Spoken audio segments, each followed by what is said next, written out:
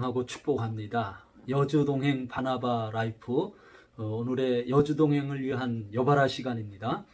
주님과 동행하는 멋진 여행 출발하겠습니다.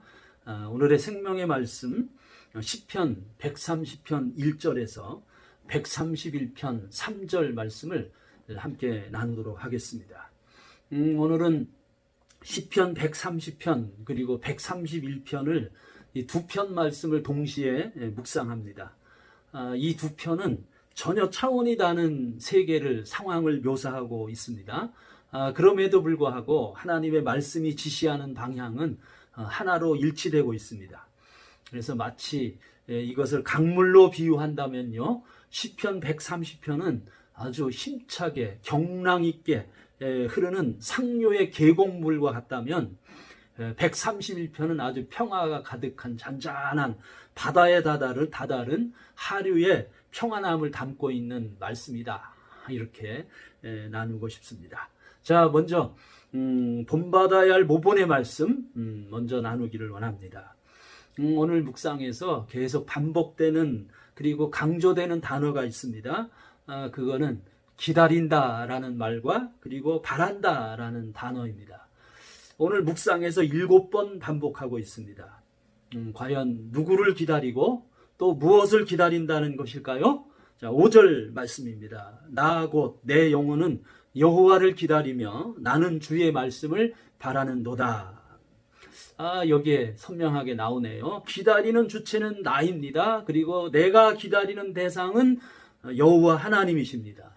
대주제이신 하나님, 창조주이신 하나님, 나를 대속하신 하나님, 속량하신 하나님, 그 완전하신 하나님을 지금 나는 기다리고 있는 거예요.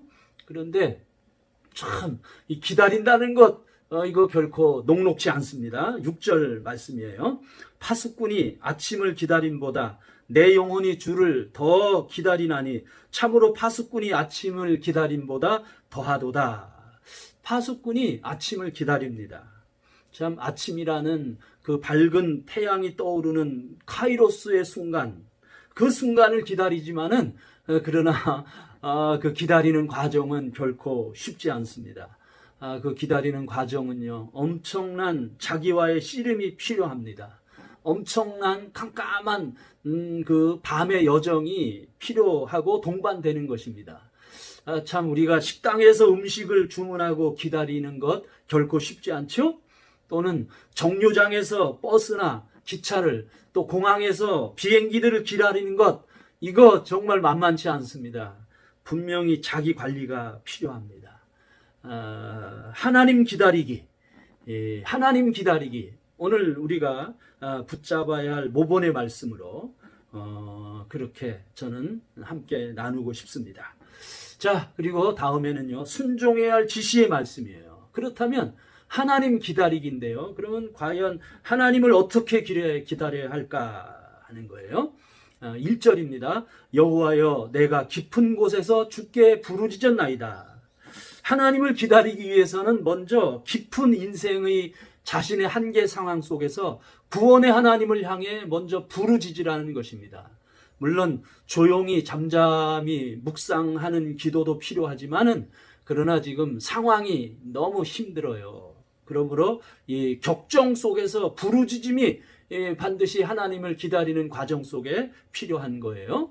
자, 또 2절입니다. 주여 내 소리를 들으시며 나의 부르짖는 소리에 귀를 기울이소서.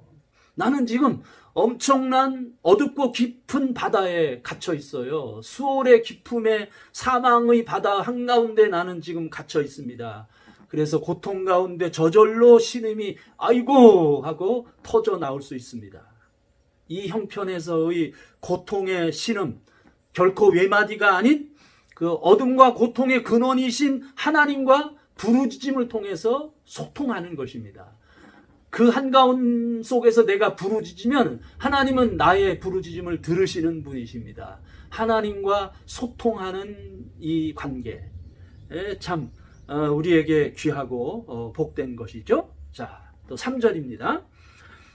여호와여 주께서 죄악을 지켜보실진데 주여 누가 서리이까? 그렇습니다. 지금 나의 엄청난 고통의 원인이 지금 여기에 드디어 탁 지금 우리의 시야에 들어왔습니다. 내가 그렇게 고통스러운 것은 무엇보다도 나의 죄 때문입니다. 나의 고통의 뿌리는 바로 나의 죄 때문입니다. 죄는 그 자체가 인생들에게 고통을 주는 것이죠. 그리고 죄는 저주와 징계를 가져오는 것입니다. 자, 4절 말씀이에요. 그러나 사유하심이 주께 있음은 주를 경외하게 하심이니이다. 참 감사해요. 우리의 대주제이신 하나님, 그 하나님이 나의 죄를 용서하시고 그리고 나의 저주를 씻어주시고 나의 모든 고통을 고쳐주시는 사유하시는 하나님이십니다. 그렇기 때문에 지금 나는 하나님의 사유하심을 기다리는 거예요. 그 하나님의 사유하심을 나는 지금 애타게 믿음으로 기다리고 있는 것입니다. 자, 5절 말씀이에요. 나 곧 내 영혼은 여호와를 기다리며 나는 주의 말씀을 바라는도다. 참 하나님을 기다리는 중요한 원리가 나오는데요. 하나님을 기다리는 것은 하나님의 말씀을 바라보며 하나님의 말씀을 붙잡고 하나님의 말씀을 쫓는 것이 그것이 하나님을 기다리는 것입니다. 하나님의 말씀은 약속의 증표지요. 우리가 정거장에서 버스나 기차를 기다리는 사람은 막연히 기다리질 않아요. 공항에서 비행기를 기다리는 사람은 그들은 한결같이 그들 손에 꼭 붙잡고 있는 게 있어요. 그게 바로 좌석 티켓입니다. 항공권이에요. 그 좌석 티켓 항공권을 꼭 붙잡고 그들이 기다리듯이 하나님을 기다릴 때 하나님의 말씀을 붙들고 하나님의 약속의 말씀, 하나님의 지시의 말씀, 그 하나님의 말씀을 붙잡고 그 하나님의 말씀을 믿고 기다리는 것입니다. 그래서 우리가 지금 매일매일 여러분들과 함께 더불어 말씀 묵상 여주 동행을 나누는데 그래서 이것이 귀합니다. 말씀 묵상 큐티가 귀해요. 이 시간은 단지 성경 연구하는 시간이 아닙니다. 이 시간은 하나님의 음성을 듣는 시간이에요. 나를 향한 하나님의 현재적인 음성을 듣고 그래서 하나님께로부터 내가 양육을 받는 시간이 바로 이 시간이 말씀 묵상 시간이요. 큐티하는 시간이에요. 자, 그러므로 우리가 이 같은 소망을 가지고 붙잡아야 할 약속의 말씀 또 나누도록 하겠습니다. 결국 하나님을 구하고 기다리는 자에게 주신 약속이 시편 131편이에요. 시편 131편 1절 말씀입니다. 여호와여 내 마음이 교만하지 아니하고 내 눈이 오만하지 아니하오며 내가 큰 일과 감당하지 못할 놀라운 일을 하려고 힘쓰지 아니하나이다. 그렇습니다. 나는 결국 그렇게 하나님을 기다리고 하나님을 소망함으로 말미암아 나는 교만과 오만을 버리게 된 것입니다. 교만과 오만을 버립니다. 교만은 하나님을 경외하지 않는 것입니다. 하나님의 지시를 무시함이 바로 오만이에요. 지나치게 자기를 신봉해서 성취와 성공을 추구하는 것을 포기하고 지금 내려놓는 것입니다. 그것이 곧 겸손의 태도, 겸손의 자세, 하나님을 믿는 믿음의 태도인 것입니다. 2절입니다. 실로 내가 내 영혼으로 고요하고 평안하게 되기를 젖된 아이가 그 어머니 품에 있음 같게 하였나니 내 영혼이 젖된 아이 같도다. 참 이 젖된 아이를 묵상하니까 제 손주가 지금 제 눈앞에서 막 그림같이 지금 보이고 있습니다. 제 딸 엄마 품에 있는 젖된 아이 같은 나의 영혼입니다. 무한대로 엄마와 애착이 형성이 되어 신뢰로 함께 따릅니다. 그리고 그 젖된 아이는 비로소 엄마의 언어를 배웁니다. 엄마의 말을 배우고 엄마의 말씀을 배워서 그 말씀 안에 거합니다. 엄마와 소통합니다. 엄마의 말을 배워서 그 말이 그의 평생을 좌우하게 되는 것입니다. 지금 하나님을 기다립니다.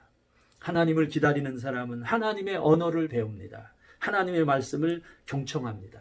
하나님의 언어를 습득하여 그 언어로 하나님과 소통합니다. 아멘이지요? 여바라 여주동행 바나바 라이프 오늘도 감사와 영광입니다. 내일도 계속됩니다. 사랑하고 축복합니다.